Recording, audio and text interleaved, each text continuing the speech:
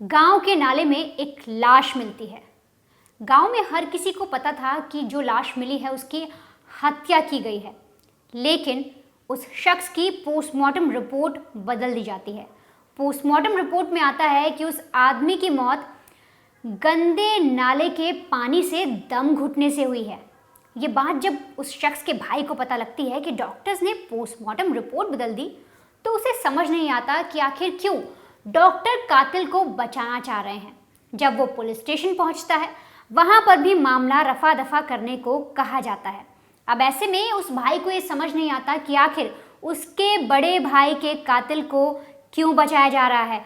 पूरा सरकारी महकमा जो पुलिस वाले हैं वो क्यों कातिल के साथ खड़े हो गए हैं। उसे ये भी समझ नहीं आता कि आखिर डॉक्टर्स ने पोस्टमार्टम रिपोर्ट क्यों बदल दी। और इसी के लिए वो अपने भाई की चिता के सामने खड़ा होकर सौगंध खाता है। वो कहता है, वो प्रण लेता है कि जब तक वो कातिलों को सलाखों के पीछे नहीं पहुंचाएगा, वो चैन की सांस नहीं लेगा। और इसके बाद वही छोटा भाई घर में इत्मीनान से बैठकर पूरे सरकारी महकमे से टक्कर लेने का प्लान बनाता है। और तो और उन कातिलों को जेल के पीछे पहुंचाने के लिए भी प्लानिंग और प्लॉटिंग करता है। बाकायदा डायरी पेन लेकर एक एक प्लान को लिखता है और फिर उसी तरीके से एग्जीक्यूट करने के लिए आगे बढ़ता है। और फिर इस पूरे केस को जानने के बाद आप समझेंगे किस तरीके से एक भाई अपने भाई के कातिलों से बदला लेता है और तो और उन्हें सलाखों के पीछे पहुंचाता है।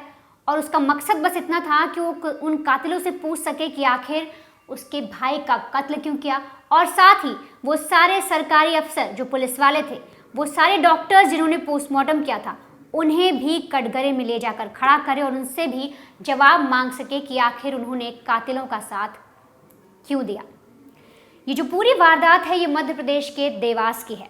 आप एक तस्वीर देख रहे हैं, ये सुभाष शर्मा है। ये वही भाई है जिसने लगातार 2 साल तक कड़ी मेहनत की, जो प्लान बनाया था उसे एग्जीक्यूट करता गया। बाकायदा चोरी छिपे डॉक्टर्स के ऑडियो कलेक्ट किए, फोटोग्राफ्स कलेक्ट किए, सारी इन्वेस्टिगेशन इस शख्स ने की और अपने भाई के कातिल को पकड़वाया। जो काम पुलिस वालों को करना चाहिए था वो काम इस भाई ने किया और अपने बड़े भाई के लिए इंसाफ की गुहार लगाई। और साथ ही साथ ना सिर्फ गुहार लगाई बल्कि कातिलों को पकड़वा दिया। और लगातार 2 साल तक मेहनत करने के साथ साथ 5 लाख रुपए इसने अपनी जेब से भी खर्चे, जो कोर्ट कचहरी का खर्चा हुआ वो सब भी ये लगातार देता गया। परिवार से एक भी चीज़ नहीं मांगी, खुद चुपचाप मेहनत करता रहा। मध्य प्रदेश के देवास में सुभाष शर्मा और सतीश शर्मा 2 भाई रहते थे। सतीश शर्मा बड़े थे, उनकी उम्र उस वक्त 40 साल थी। और बात है 4 सितंबर 2022 की। शाम के वक्त करीब 4 बजे के आसपास जो सतीश हैं वो अपनी बीवी ज्योति से कहते हैं कि मुझे कुछ परेशानी हो रही है, मैं ज़रा डॉक्टर को दिखा कर आता हूँ, तबीयत कुछ ठीक नहीं लग रही। ये बोलकर वो घर से निकल जाते हैं। लेकिन उनका जो रूटीन था उसमें वो हमेशा 6 बजे शाम को गाय का दूध निकालते थे और वो खुद निकालते थे, घर में कोई और नहीं निकालता था। लगातार ये रोज़ का उनका रूटीन था। लेकिन उस रोज़ 4 सितंबर के दिन जब वो वापस नहीं लौटते, 6 बजे से ज़्यादा वक्त हो जाता है, सब लोग परेशान होते हैं। बच्चों से बात बताई जाती है, बच्चे आसपास में ढूंढते हैं पापा को, घर वाले ढूंढते हैं और फिर जो भाभी ज्योति हैं वो ये पूरी बातें अपने देवर सुभाष को बताती हैं। अब ऐसे में सुभाष को लगता है कि भैया तो हर दिन चाहे जो हो जाए वो 6 बजे तक घर आ ही जाते थे, क्योंकि उन्हें गाय का दूध निकालना होता था। अब ऐसे में कहाँ गायब हो गए वो। इसके लिए सुभाष खुद से गांव-गांव में जाकर, हर एक घर में जाकर पूरे गांव को खंगालता है। हर कहीं ये जाकर पता लगाने की कोशिश करता है कि आखिर जो सतीश है वो कहाँ रह गया।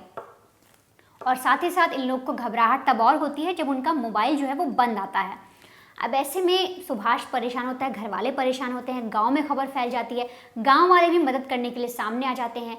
जो बहुत सारे बच्चे हैं, जो वहाँ के युवा थे, वो ढूंढने लगते हैं सतीश को अलग अलग जगह पर जाकर। अब ऐसे में गांव में एक सुनसान नाला पड़ता है। वहाँ पर कहा जाता है कि चलो वहाँ चलकर भी देखते हैं, कहीं वो उस ओर तो नहीं निकल गए। अब ऐसे में जो सुभाष है वो गांव वालों को इकट्ठा करता है, सब लोग जाने लगते हैं। तभी कुछ लोग उसमें से बोलते हैं कि उधर मत जाओ, वो पूरा जो रास्ता है बड़ा खतरनाक है, भूत प्रेत का भी चक्कर है। ऐसे में गांव वाले डर जाते हैं। अब जब गांव वाले डर गए तो सबको लगा कि अब ढूंढने कौन जाएगा।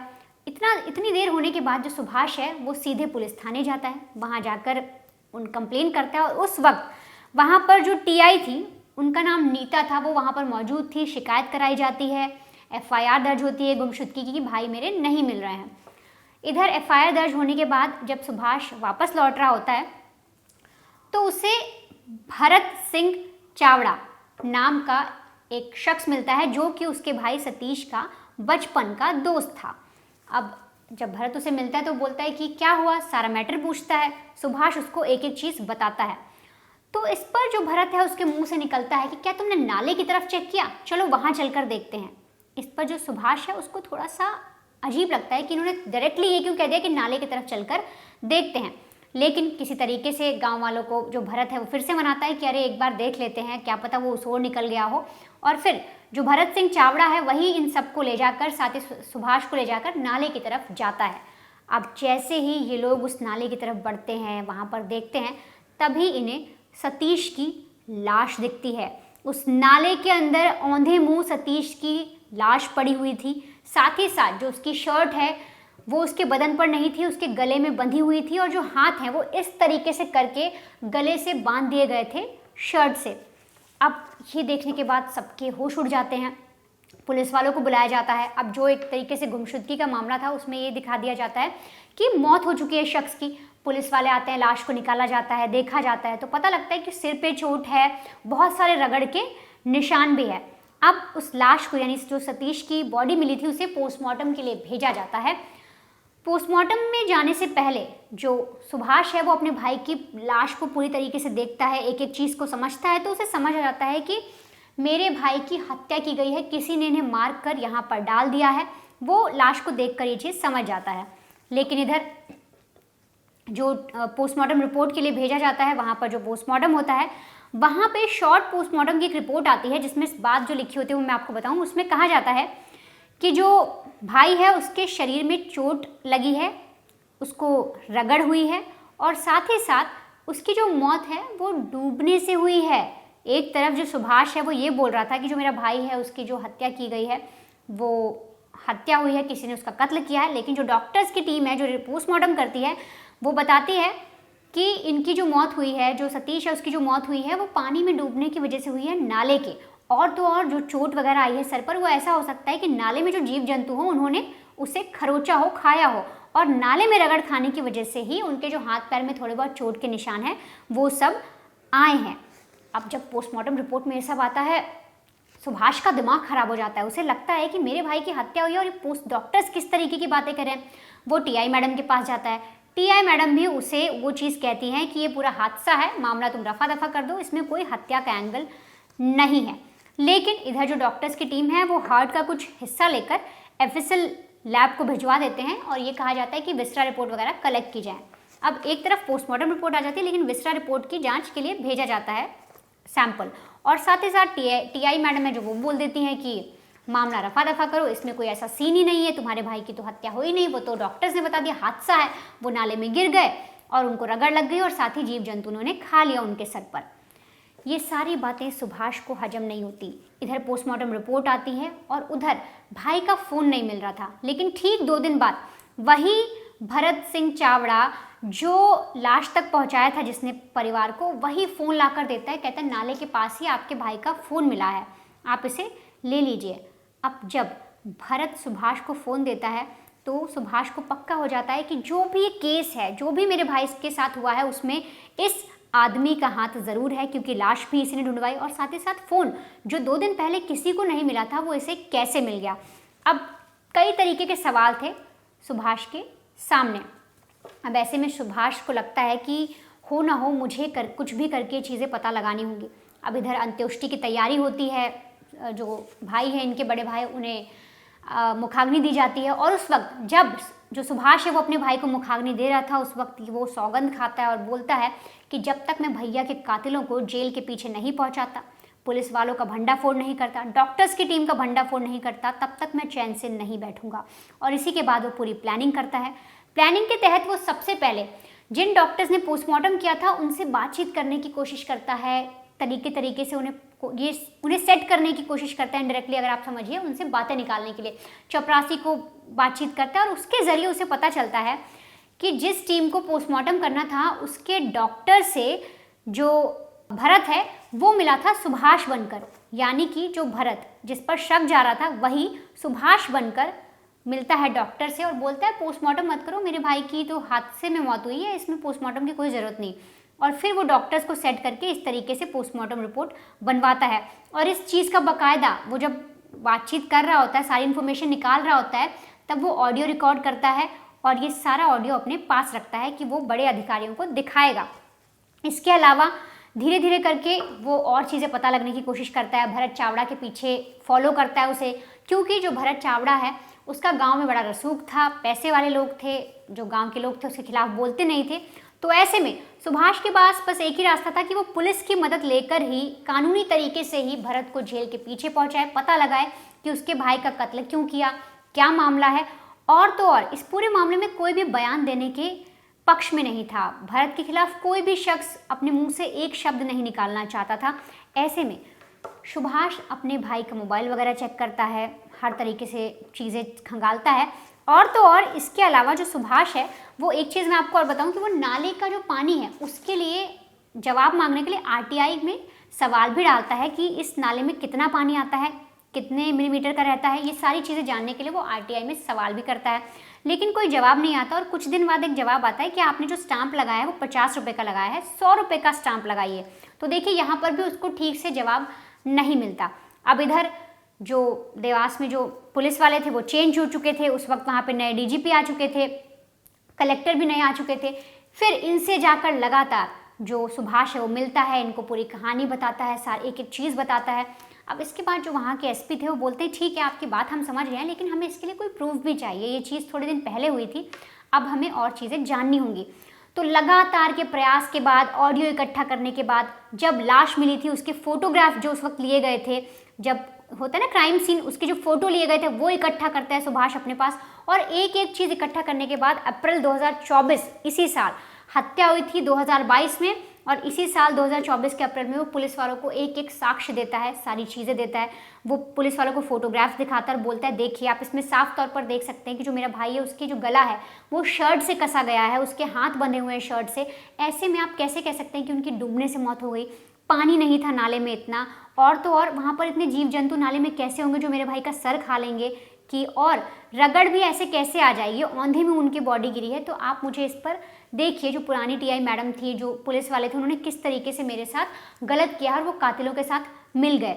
पुलिस को बाकायदा डॉक्टर्स की एक एक चीज़ बताता है, ये भी बताता है कि देखिए डॉक्टर्स ने कैसे कैसे गलती की और कैसी कैसी पोस्टमार्टम रिपोर्ट पेश की, जिसकी वजह से आज तक जो मेरे भाई का कत्ल हुआ वो हादसा समझ में आ रहा है और लोग उसे हादसा मान रहे हैं, जबकि वो हादसा नहीं है।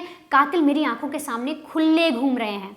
अब जो पुलिस वाले हैं जानने के बाद सावधान होते हैं, वो सबसे पहले फ़ोन कलेक्ट करते हैं, जो मृतक है उसका फ़ोन कलेक्ट करते हैं, यानी सुभाष के भाई का, और जांच करते हैं कि हत्या वाले दिन क्या क्या हुआ, कहाँ कहाँ पे था, उसका जो कॉल रिकॉर्डिंग डाटा है वो निकाला जाता है। वो निकालने के बाद पुलिस को पता लगता है कि जो लोकेशन है जिस पर सुभाष को शक है भरत, उसकी लोकेशन और भाई की लोकेशन सेम है, उनकी बातचीत भी हुई है। ये सब हो जाने के बाद पोस्टमार्टम रिपोर्ट जब हुई थी, दोबारा से उस पर जांच कराई जाती तो पता लगता है कि ये तो एक तरीके से चोट की वजह से हुआ है, किसी ने मारा है। और विसरा रिपोर्ट भी जब आती है तो उसमें भी कई सारी चीज़ें सामने आती हैं। उसमें बताया जाता है, जो एफएसएल की टीम थी जो विसरा के लिए लेकर गई थी हार्ट का एक पार्ट, उसमें बताया जाता है कि उसका हार्ट डैमेज हुआ है, यानी जो सतीश है उसका हार्ट डैमेज हुआ है, उसके साथ मारपीट की गई है, उसके सर पे डंडे से वार किया गया है, और तो और एक तरीके से उसका दम घोटने की भी कोशिश की गई है। जब ये सारी रिपोर्ट सामने आती हैं तो पुलिस को समझ में आ जाता है कि ये जो सुभाष बोल रहा है एक एक चीज़ सही बोल रहा है, इसके भाई की हत्या की गई है। और जो डॉक्टर्स थे पुराने और जो यहाँ पर पुलिस वाली अधिकारी थी, जो मैडम थे, जो पुलिस वाले थे, उन्होंने इसका साथ नहीं दिया और इसी वजह से दर दर की ठोकरें खा रहा है, अभी तक कोर्ट कचहरी के चक्कर लगा रहा है और इसके भाई को इंसाफ भी नहीं मिला। अब ये जानने के बाद पुलिस वाले जो सीधे हैं वो भरत सिंह चावड़ा को उठाते हैं, पूछताछ करते हैं, तो एक एक करके सारी चीज़ें सामने आती हैं। दरअसल कहानी ये निकल कर आती है कि जो भरत सिंह चावड़ा है वो बस 6 घर की दूरी पर रहते थे सतीश और सुभाष के। अब होता यह है कि गांव में हमेशा जो है अक्सर आप लोग देखते हैं कि कई तरीके के गुट बने होते हैं, जो लोग बोलते हैं कि ये सरपंच जी के साथ लोग हैं, ये प्रधान जी के लग, इस तरह के कई सारे गुट बने होते हैं। अब ऐसे में वहाँ पर पंचायत के चुनाव थे, तो जो लोग थे, जो अपनी बिरादरी के लोग थे, वो उनके साथ हो गए। ऐसे में सुभाष और सतीश भी जो हैं वो किसी एक शख्स वहाँ पर गोस्वामी थे उनके साथ खड़े हो गए, उनके लिए प्रचार करने लगे। और ये चीज़ें धीरे धीरे जो भरत सिंह चावड़ा है और उसके जो गुट के लोग थे उन्हें खलने लगी, क्योंकि वो किसी और दूसरे जो उनका विरोधी था गिरी गोस्वामी का, उनका साथ दे रहे थे और गिरी गोस्वामी जीत भी जाते हैं। इस पर जो है भरत सिंह चावड़ा है वो गुस्सा हो जाता है सुभाष और उसके भाई से। और तो और ये चीज़ें हो जाने के बाद बीच में छोटी सी अनबन हो जाती है दोनों भाइयों में भी, और इनकी जो प्रॉपर्टी है 15-15 बीघे जो ज़मीन है वो इनमें बट भी जाती है। दोनों भाइयों के बीच भी सही नहीं चल रही थी। तो इसी का फ़ायदा उठाने की कोशिश करता है भरत सिंह चावड़ा। वो सोचता है क्यों ना हम जो सतीश है उसका कत्ल कर दें और उसके बाद जो उसका भाई है सुभाष वो फंस जाएगा, क्योंकि इन दोनों में वैसे ही लड़ाई चल रही है। अब ये सब उनको एक बाकायदा प्लानिंग के साथ करना था, और प्लानिंग करने के लिए वो क्या करते हैं कि वो सतीश को अपने साथ मिलाना शुरू करते हैं, क्योंकि भाई से तो एक तरीके से दूरी हो गई थी। उसको मिलाना शुरू करते हैं, घर आना जाना होता है, उसके साथ घूमते फिरते हैं, बचपन के दोस्त वैसे ही थे।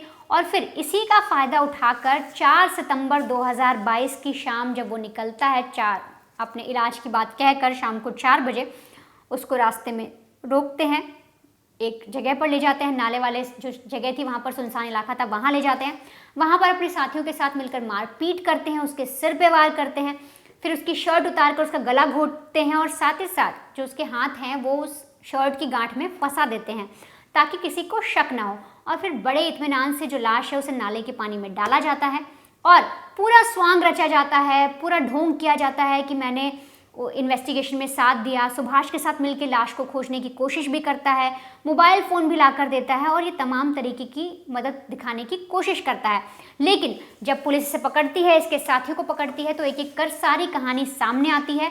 और जो डॉक्टर्स की टीम थी जिन्होंने पहले पोस्टमार्टम किया था, किसी दबाव में आके पुलिस वाले थे जो कह रहे थे कि हादसा है, जो ये मानने को तैयार हो गए थे, उनको भी एक तरीके से जो ये सुभाष है जिसने अपने भाई के लिए इन्वेस्टिगेशन की, ना सिर्फ 1, 2, 3 महीने की इन्वेस्टिगेशन बल्कि बड़े ही पेशेंस के साथ 2 साल तक वो इन्वेस्टिगेशन करता रहा पुलिस वालों पर।